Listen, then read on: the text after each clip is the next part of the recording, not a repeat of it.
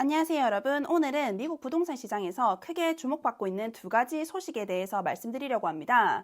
첫 번째는 모기지 금리 하락으로 인해서 주택 수요의 폭발적인 증가이고, 두 번째는 지역별 부동산 가치가 극명하게 갈리고 있다는 소식인데요. 먼저 금리 이야기부터 시작해 보겠습니다. 최근 30년간 고정 모기지 금리가 6.27%까지 내려갔습니다. 이는 올해 들어서 최저치이자 작년 10월 이후로 가장 낮은 수준인데요.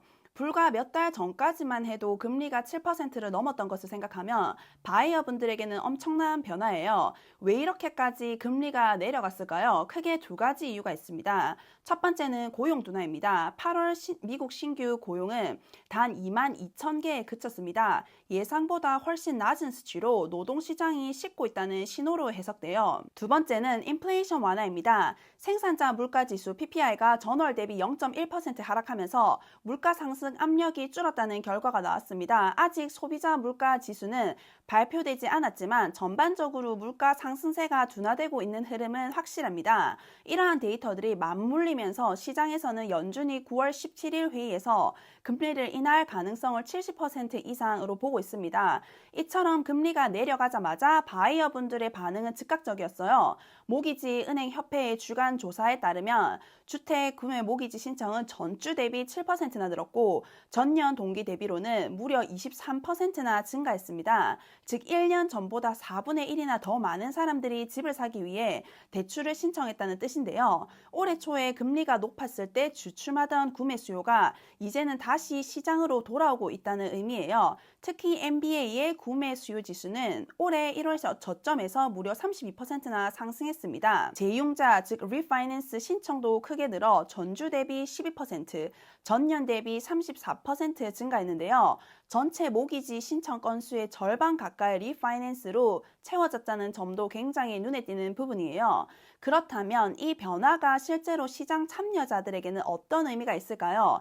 바이어 입장에서는 단순히 금리가 내려간 것이 아니라 구매력이 크게 늘어난 것입니다. 같은 30만 달러짜리 집을 산다고 했을 때 금리가 7%라면 월 페이먼트가 약 2,000달러 수준이지만 금리가 6.3%로 내려가면 1,850달러 정도로 줄어듭니다. 한 달에 150달러 차이이지만 1년이면 1,800달러, 30년 대출 기간으로 보면 수만 달러를 절약할 수 있는 겁니다. 셀러 입장에서는 수요가 회복되는 것이 가장 큰 호재입니다. 그동안은 높은 금리 때문에 바이어들이 망설여지며 집이 시장에 오래 머무는 경우가 많았지만 이제는 다시 경쟁이 붙고 다수의 오퍼가 몰릴 수도 있습니다. 투자자 입장에서도 긍정적입니다.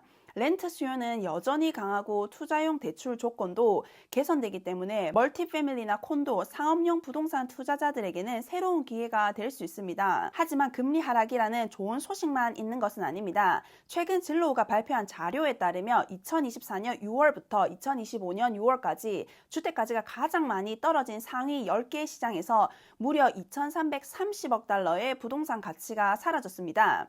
샌프란시스코에는 520억 달러가 줄었고 댈러스는 370억 달러, 마이애미는 250달러가 감소했습니다. 이 외에도 샌디에고, 로스앤젤레스 등 캘리포니아 대도시들이 포함됐으며 플로리다와 남부 지역이 특히 큰 타격을 받았습니다. 팬데믹 시기에 가장 뜨거웠던 지역들이 지금은 거품이 꺼지듯 조정을 받고 있는 모습입니다. 반대로 가치가 증가한 지역들도 있습니다. 뉴욕은 지난 1년 동안 무려 2,600억 달러 이상 상승했고 중서부와 동북부 지역도 강세를 보였습니다. 전체적으로 보면 미국 전체 주택 가치는 여전히 성장세를 이어가고 있어요. 현재 미국 전체 주택 가치는 55.1조 달러, 팬데믹 이전보다 훨씬 높은 수준입니다. 즉 일부 지역에서는 가치가 크게 떨어졌지만 전체적으로는 여전히 성장하고 있다는 거예요. 그렇다면 우리 이 시카고는 어디쯤 있을까요? 시카고는 뉴욕과 마찬가지로 안정적인 성장세를 보이고 있습니다. 팬데믹 시기에 급증했다가 급락하는 남부나 서부 도시들과는 달리 시카고는 변동폭이 크지 않고 꾸준한 흐름을 이어왔습니다. 이는 바이어들에게 안정감을 주고 투자자들에게는 장기적 신뢰를 주는 요소입니다.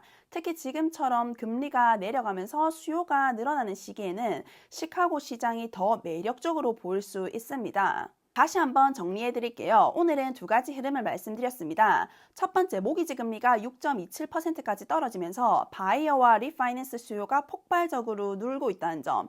두 번째, 일부 지역은 수천억 달러의 가치를 잃었지만 다른 지역들은 큰 폭의 성장을 이어가고 있다는 점입니다. 그리고 시카고는 상대적으로 안정적인 시장에 속한다는 것도 중요한 포인트입니다. 결국 중요한 것은 내가 속한 시장의 흐름을 잘 이해하고 타이밍을 놓치지 않는 것입니다. 혹시 지금 집을 팔거나 사야 할지 고민되신다면 언제든지 저에게 연락 주시기 바랍니다.